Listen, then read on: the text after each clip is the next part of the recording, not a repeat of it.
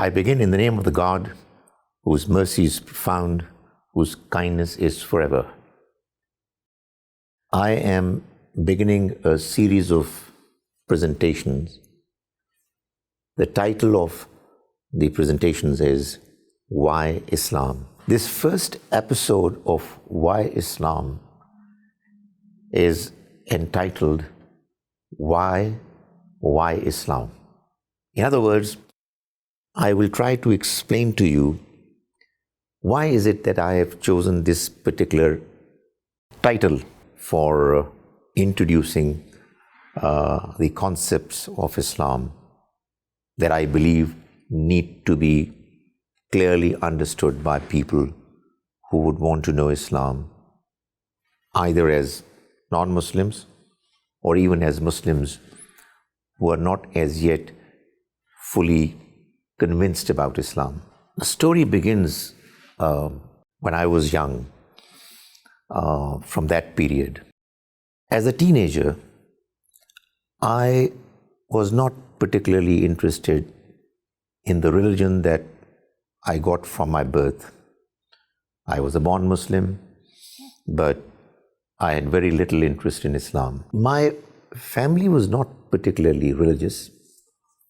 My mother was religious, but not my father. In the surroundings, I found most people I interacted with were not into religion in a big way. I found it difficult to continue with the pleasures of life, the excitements that life had to offer to me, to continue to enjoy them and also be religious. So I found religion and attachment to religion an impediment, an obstacle in the way of freely enjoying whatever life had to offer to me. But then it so happened that when I was not as yet 19, my father died all of a sudden. I was so emotionally attached to him strongly that his death was something that caused me to revisit my understanding of life. For a short while, I was not interested in living anymore. There was only one question that I was obsessed with. And the question was, has my father perished? Is he gone forever, eliminated from existence? Or is it that he has been transferred to a different world, as religious people say? So I started reading the Quran. Why? Because obviously that was the first source, the immediate source that was available to me for me to be able to find an answer to this question. I think the trick had already been done because of my willingness to understand the Quran, my keenness to know the answer to the question, where has my father gone? I discovered a new world. How did I discover it? What phases did I go through? What difficulties did I have? All these questions are hopefully going to be covered in this series of lectures. I was doing my Bachelor of Commerce degree when I converted. I transformed into a religious person. And obviously, to begin with, I was keen to learn about religion, no matter wherever from I would get information about it. However, I continued to study commerce and then business administration. And after having done my MBA from the Punjab University, I did a few jobs here and there, and then finally ended up in the teaching profession. I was employed as a lecturer in the Department of Business Administration, Punjab University. I wanted to be a good teacher only because I wanted my students to learn about Islam, even though I was not teaching them anything about Islam.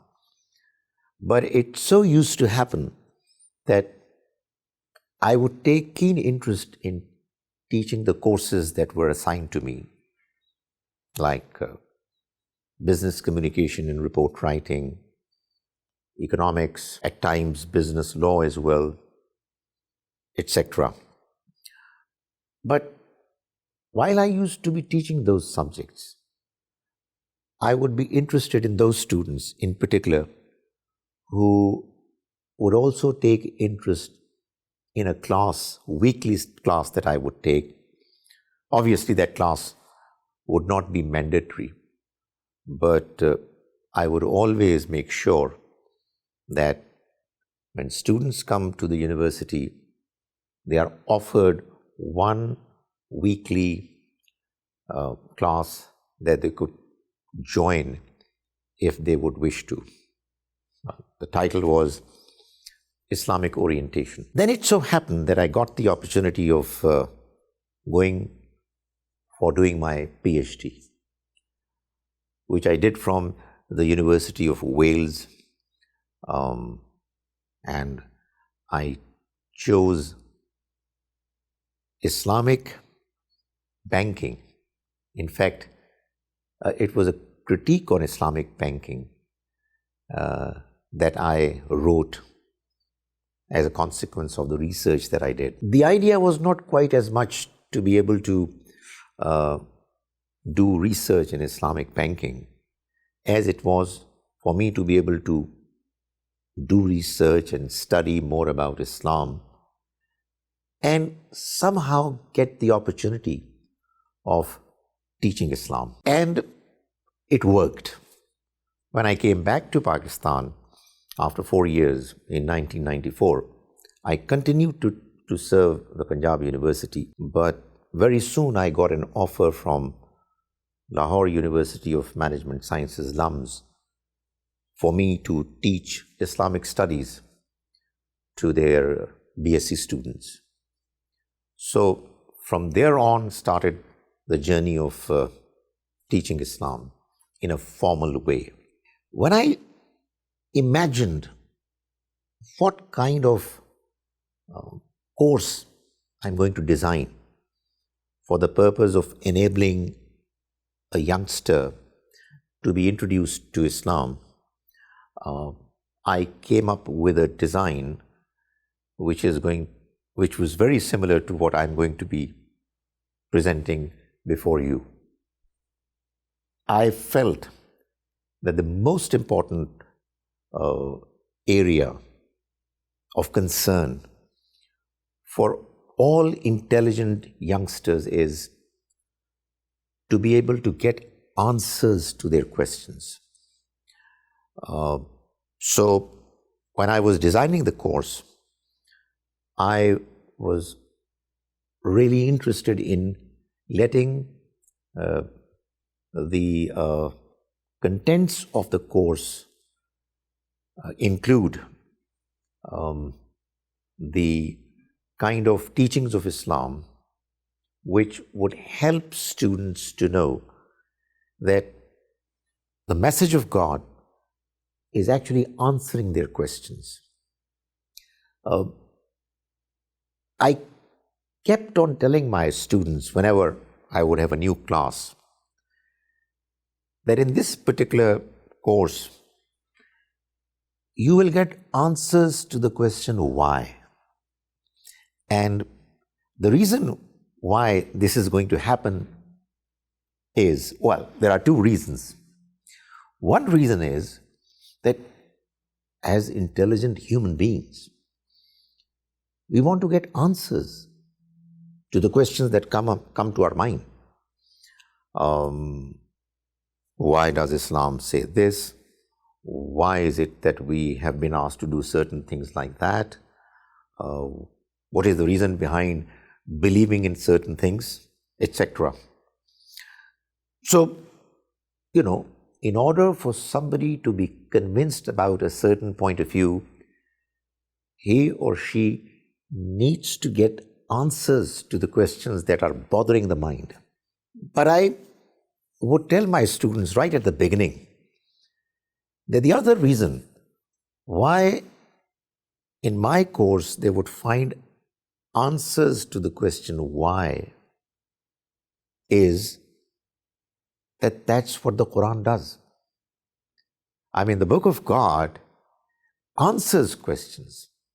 The questions that come to your mind are answered by the Quran. So I'm not going to do anything on my own. I'll be just presenting what the Quran says. That's what has led me to now feel very strongly that it needs to be put across to a bigger audience. My conviction is that if we are prepared to present the contents of Islam the way they have been presented, through the arguments that the Almighty Himself presents in a proper way, in the contemporary languages which people understand,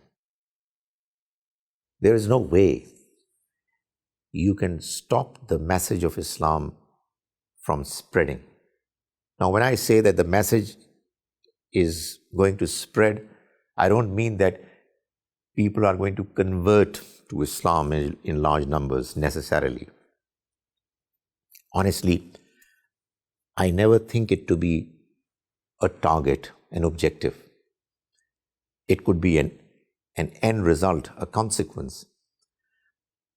But my purpose is, our purpose should be, anyone who wants to serve the message of Islam, his purpose should be to focus on communicating the message of Islam the way it is, politely and patiently listening to the questions, criticisms of others, and then responding to them as academically and politely as possible.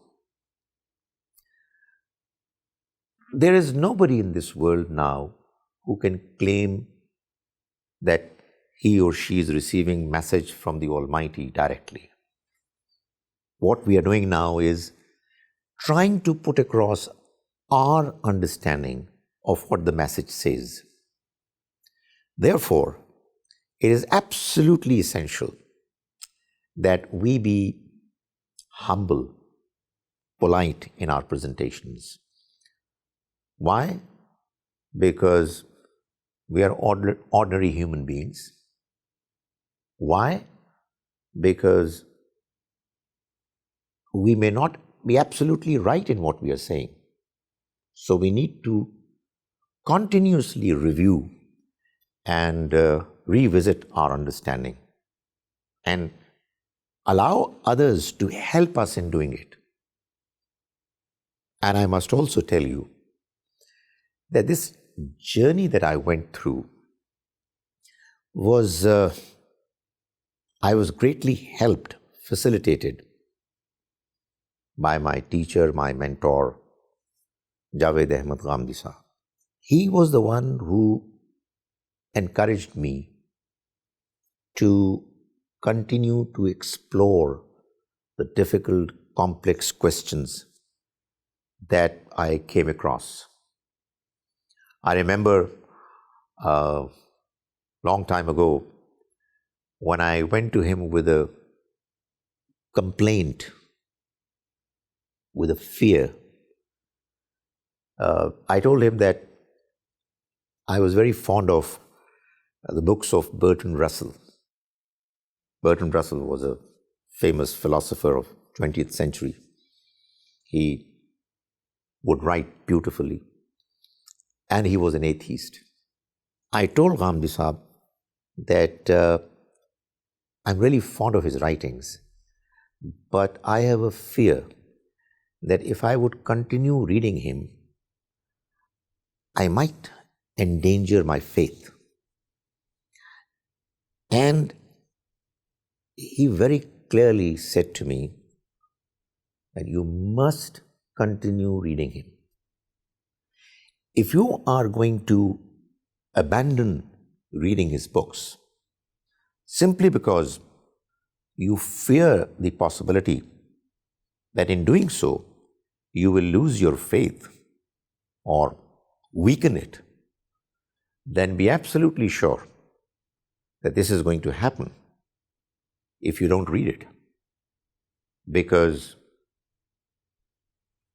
thoughts would come to your mind, Satan would tell you that you are not even able to face Bertrand Russell's arguments. How can your faith be correct? And, it paid off. It was, I think, a very important, valuable piece of advice that I got from him. Not that it was the only one. There are many others that I got from him, but it really paid off.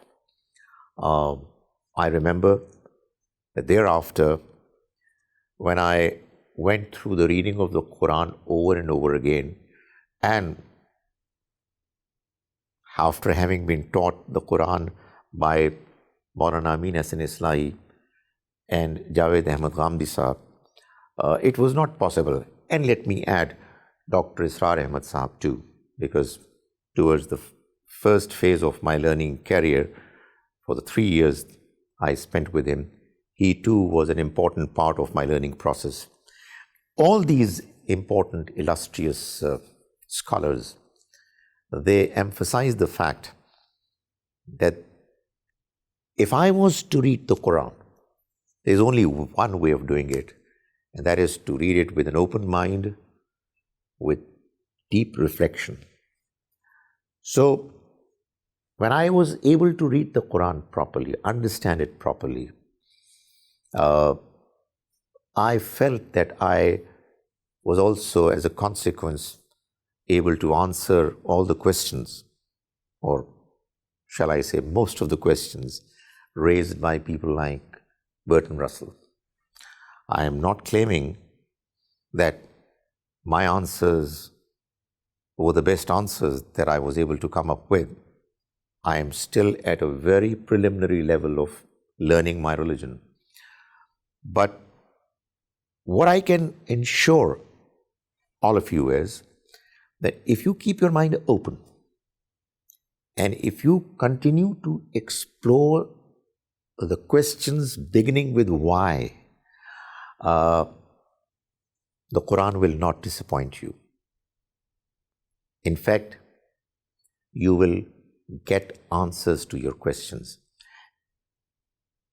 And I firmly believe that what you call belief, what you call faith, is in actual fact the end result of your search for truth and the experience of reading the Quran and then getting answers to the questions that have been bothering you, troubling you.